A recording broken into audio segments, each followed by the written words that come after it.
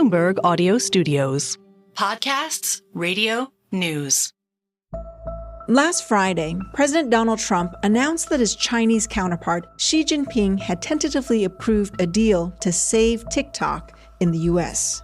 I had a great call with President Xi, and as you know, he approved the TikTok deal, and we're in the process. We have some great... Under the proposed agreement, TikTok's U.S. operations would be separated from its Chinese parent company, ByteDance, and a group of new U.S. backers would own a majority stake in the company. This deal is part of a broader push to put the Trump trade war behind them, to re-engage with the U.S. administration. Mark Anderson is a Bloomberg Asia tech editor based in Hong Kong. The very fact these two men were speaking was very significant. Of course, the relations between China and the U.S. are at one of their lowest points for years, and both leaders are really looking to ratchet down the tension and move on to the next chapter. On Friday, China's foreign ministry stopped short of saying that Beijing had given its final blessing and urged fair treatment of Chinese interests. Is it fully approved? The Chinese statements didn't necessarily indicate that. I think so. I mean, when you say fully approved, I don't know what that means. We have to get it signed, I guess. Most China analysts will tell you that when Xi goes to those meetings, he sees it as sort of a bow tying moment. All the work has been done, and he is there to bless things. Josh Wingrove is Bloomberg's senior White House correspondent. He's been covering the fight over TikTok since 2020, when then-President Trump signed an executive order calling for its parent company to divest its ownership or face a ban in the U.S. Trump doesn't work that way, right? Trump wants to get in it and hash it a deal himself and leave the fine print to tomorrow or to others. And so that has been just sort of like an up is down is up, diametrically opposed approach between the two countries right now.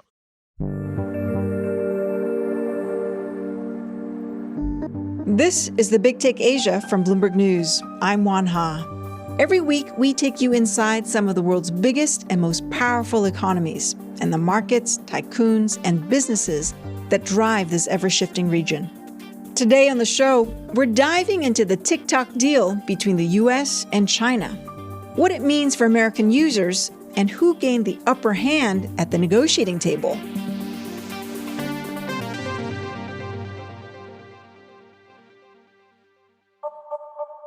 The battle over TikTok's fate in the U.S. has been brewing for years.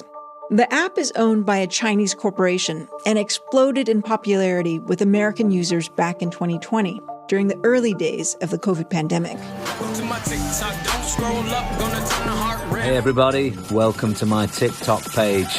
Okay then, what dance should I try first? I love Tik. Since then, TikTok has experienced the type of growth most tech companies can only dream of. It has more than 170 million users in the U.S. alone. That's half of the population, and its parent company, ByteDance, is valued at more than $400 billion, making it the most valuable private business in China. Now, to U.S.-based users, the app feels so American. It's widely popular with Gen Zs, and it created a new class of entrepreneurs, influencers who've turned their internet hustles into full-time careers. Here's how much I made off of social media as a college student who has 20,000 followers on TikTok. If you want to go viral here on TikTok, you're going to do these 4 things. But the app is very much not American, and Bloomberg's Asia tech editor Mark Anderson says that's a big part of the problem. U.S. lawmakers have long been concerned that TikTok could be used to spy on American citizens. This stems from the fact that China requires its companies to share national security data with its government. So U.S. officials are worried that China's government could abuse the data of U.S. TikTok users. You know, they could collect dossiers of personal information, they could blackmail them, they could exploit content preferences. And a lot of concern about political interference during election season. Especially in U.S. elections, yes. Critically, in the 2020 U.S. election, TikTok was a very powerful platform. It's worth noting that Donald Trump personally benefited from this, and there have been studies that have shown that his ticket was boosted by TikTok. So I think for him, it's a personal issue. I've had more people say, could you try and keep TikTok alive? I use TikTok. I mean, I have to admit it in the election, and look how I did with you. No Republicans come close. Today, President Trump is a TikTok advocate. But in his first term, he pushed for a ban, calling the app a threat to national security. That sentiment was echoed by President Biden, who signed a law requiring ByteDance to either sell TikTok or discontinue service in the U.S. The Supreme Court upheld that ban and put the fate of the app back in Trump's hands. President Trump has been deferring enforcement of that law by executive action, and no one really seems spun up about it, but it also does not seem clear that he has ironclad legal authority to do it. Bloomberg's Josh Wingrove and Mark Anderson say what's become clear in recent months is that Presidents Trump and Xi are looking for a solution for TikTok and for opportunities to ease tensions between the two countries. The drama over Trump tariffs reaching up to 145% is still very fresh in the mind for Xi Jinping, who's very much trying to change the relationship in a way that benefits Beijing and possibly divest TikTok at a crucial moment that helps him navigate the next chapter in an advantageous way and secure better terms for Chinese exports to the U.S. What do we know about the agreements that were reached on TikTok so far? What we know about the deal so far is that Oracle, the software giant, will take a major role in leading a consortium that will also include Andreessen Horowitz and Silver Lake Management. They will have an 80% or more ownership stake in TikTok US, as required by a law that was passed last year in the United States. ByteDance, the owner of TikTok at the moment, must reduce its stake to 20% or less. On top of that, the White House says this new U.S.-only TikTok will be controlled by a board with 7 members, 6 of whom will be American. In an interview with Fox News, Trump suggested that Michael Dell and the family behind Fox Corp, specifically Lachlan Murdoch and his father Rupert, may also be involved in the TikTok takeover. I hate to tell you this, but a man named Lachlan is involved. You know who Lachlan is? That's a very unusual name, Lachlan Murdoch. Mr. Murdoch. I believe, and you call him, and Rupert is probably going to be in the group. I think they're going to be in the group. Then there's the platform itself.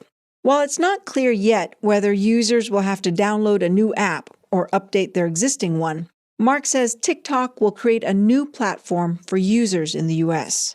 The deal will create a new entity, a new app that users will migrate to, and it will recreate the algorithm. So I think the new owners are hoping for as little disruption as possible to the user experience that these 170 million people know and love. And of course, the algorithm has been such a huge point of contention, right? This is what is used by TikTok to suggest stories, suggest reels for people to watch, right? The algorithm is a key sticking point for this deal. The U.S. law that was passed in 2024 says ByteDance must give up complete control of the algorithm and the technology that supports the algorithm if it's going to keep TikTok alive in the country.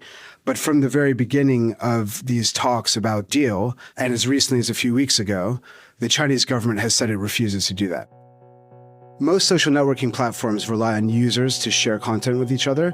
What TikTok did that's so revolutionary is they created a way for the app itself to suggest content to users through their recent activity and their declared interests. So it really allows people to interact with a platform completely on their own without any friends in the real world. A Beijing official said that ByteDance has agreed to license its algorithm to the new U.S. version of the TikTok app. But that's not giving up complete control. So while Xi and Trump may decide that's good enough, it may not comply with U.S. law. Under the proposed deal, TikTok's U.S. owners would lease a copy of ByteDance's algorithm, and Oracle would help recreate and retrain it from the ground up. Oracle would also provide security for the algorithm and store data from U.S. users in a secure cloud. The White House says ByteDance will not have control over or access to any information or algorithm in the U.S. So basically what they're trying to do is ensure that American buyers actually do control the recommendation software behind TikTok in the U.S. And this gets to a key concern by U.S. lawmakers over the past few years, really, which is that Chinese companies are mandated by law to share user data with the Chinese government. Coming up, what this means for U.S.-China relations and who gained the upper hand at the negotiating table.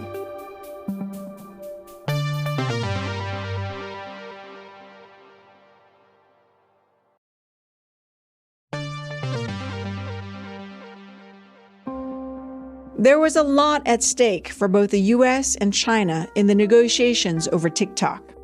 Mark Anderson says it's a toss-up who came out on top. I think you could say it's a win-win. The U.S. gets a key concession from China that it's been seeking for years. And China, within the broader context of tariffs, geopolitical tensions, and the AI race, Beijing might start to see TikTok as a bargaining chip to get a better deal in other possibly more critical areas. Remember, Beijing and Washington are due to resume trade talks, and there are many other issues on the table that both sides need to hammer out. Fentanyl, nuclear proliferation, access to AI technology, these are just a few of the bigger issues on display here. But Bloomberg's White House correspondent Josh Wingrove says TikTok and the national security alarms it raises seems to be a bigger concern to Washington than Beijing.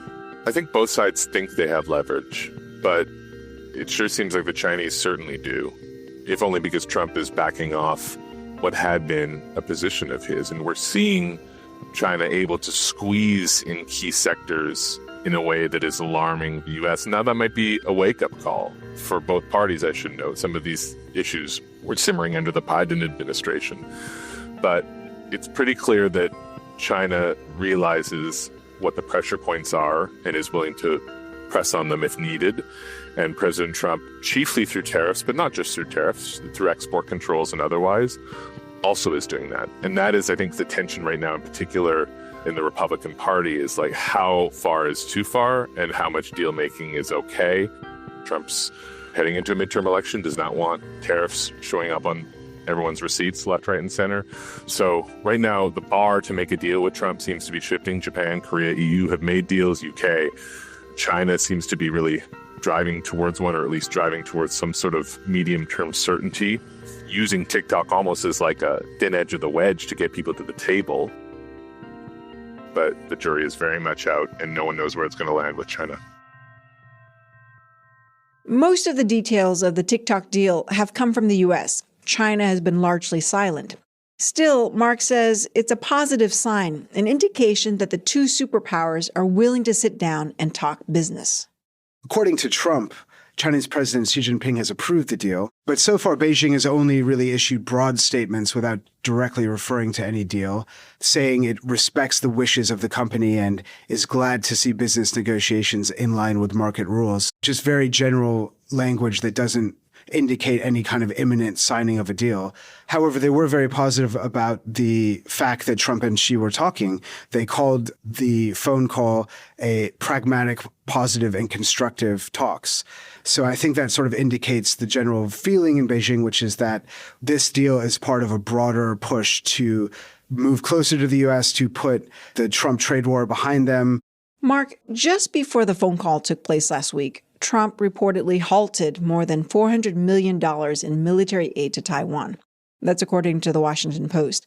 Now, we don't know if that move is connected to the TikTok deal, but still, that's a significant development on its own. How are people reading that? I think it's part of Trump's transactional diplomacy. We've seen it in Europe with NATO. But of course, it serves his purposes of appeasing a key Chinese demand as the talks for this TikTok deal are taking place. So I would view it as possibly part of Trump's art of the deal and also part of his transactional diplomacy, where he expects even the most key U.S. allies to pay their own way on defense. We know that Beijing views Taiwan as an inseparable part of its Chinese territory. And U.S. officials have said that Xi wants the Chinese military to be ready to invade Taiwan by 2027. If the U.S. support for Taiwan is now on the table, and that's obviously a big if, that would be a huge win for China. Yeah, the U.S. is by far Taiwan's most important foreign ally. And I think Taiwan has been reading the writing on the wall, and it's been ramping up its own defense commitments, in part to placate Trump and his transactional approach to their relationship. Taiwan's president has announced plans to increase military spending and approve special funding to acquire more drones and ships. So I think those are the kinds of overtures that Trump wants to see from Taiwan right now. He wants to see them taking defense into their own hands and maybe not relying on the U.S. as much as they used to. He wants to be seen as a harder sell. He wants to negotiate and get better deals for the U.S. by posturing and making countries think twice before counting on support from Washington. Mark, this deal strikes me as very much of a Trump deal, right? An art of the deal agreement. But it doesn't seem as if people are really up in arms about that it's so transactional with everything on the table up for negotiations. Let's not forget that Trump is a master at messaging, and I think the messaging here is very good for the people he cares about the most in the U.S., which are, of course, his voters and his base. He can say, I went to China, I went to President Xi Jinping, and I extracted a deal that couldn't have been struck under Joe Biden. I was able to get them to concede on a number of critical points. I was able to get the algorithm essentially copy and pasted. And now under American ownership, I was able to get 6 out of 7 seats on the board for Americans. I think for him, it looks really good. And I think he knows what he's doing when it comes to selling this deal to Americans and to his base. How does it then make Xi look? For me, I think it makes Xi look like he's more concerned with the next 10 years than the next 6 months. He's playing a very long game here. He senses an opportunity with Trump, like many other leaders, I think.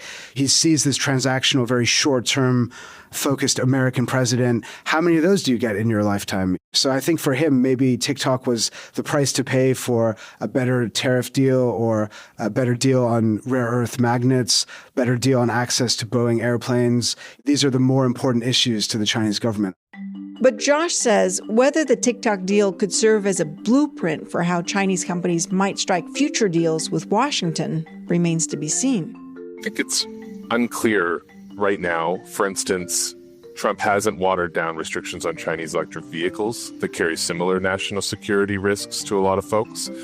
But it does seem like everything's sort of on the table, right? And one thing we've also seen is on semiconductor chips, this real transactionality, right? Trump allowing the H20 chip to be sold to China, but only so long as the U.S. government gets a 15% cut of each of those sales. So like the hawk view is sort of shifting a little bit, it seems, in Washington right now, where there are certain things aren't budging, like cars, farmland, whereas other things maybe are more up for negotiation than we knew. And so I think basically, as all things with Trump, anything can be a negotiation at the right price. It is consistent that Trump sees like revenue sources potentially for the U.S. government in this, but of course has been criticized by Vice President Mike Pence, his former vice president, and others, not just Democrats, that this is pushing the U.S. government too much into the realm of private business, and that we're really sort of headed to like a state-run model in certain key sectors now, more than has been palatable for Republicans in the past. This is the Big Take Asia from Bloomberg News. I'm Juan Ha. To get more from the Big Take and unlimited access to all of Bloomberg.com, subscribe today at Bloomberg.com/podcast offer. If you liked the episode, make sure to subscribe and review the Big Take Asia wherever you listen to podcasts. It really helps people find the show. Thanks for listening. See you next time.